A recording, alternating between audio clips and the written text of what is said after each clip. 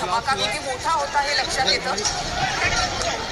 यामध्ये या गाड्या संपूर्णपणे खाक झालेल्या आहेत। ज्या गाडीमध्ये स्फोट झाला ती गाडी देखील या ठिकाणी या स्फोटानंतर पूर्णतः खाक झालेली पाहायला मिळते। हा लाल किल्ल्याचा परिसर आहे। ज्या पार्किंग मध्ये ही कार उभी होती त्यामध्ये हा मोठा धमाका झालाय। प्रवाशांची मोठ्या प्रमाणात गर्दी असते। पर्यटक मोठ्या संख्येने या ठिकाणी येत असतात। तसंच लाल किल्ल्याच्या बाजूला चांदणी चौक देखील आहे आणि तिथे मोठं मार्केट भरतं, तिथे देखील मोठ्या प्रमाणामध्ये गर्दी असते। तर पार्किंग मध्ये या गाडीमध्ये हा स्फोट झाला त्यावेळीची ही दृश्य आपण या ठिकाणी पाहतोय।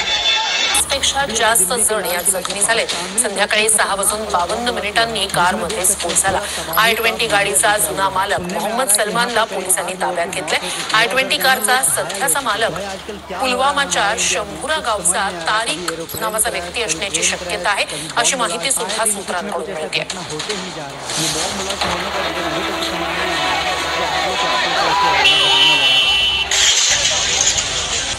रुग्णालयात दाखल करण्यात आलं, मात्र ज्या ठिकाणी प्रचंड धावपळ गोंधळ या संपूर्ण परिसरात उडालेली होती। त्यानंतर तातडीनं जखमींना जवळच्या रुग्णालयात दाखल करण्यात आलं, मात्र ज्या ठिकाणी स्फोट झाला त्याच्या आजूबाजूच्या ज्या परिसरापर्यंत हा स्फोटाचा आवाज ऐकू गेला तिथल्या सगळ्याच नागरिकांमध्ये अगदी पळापळ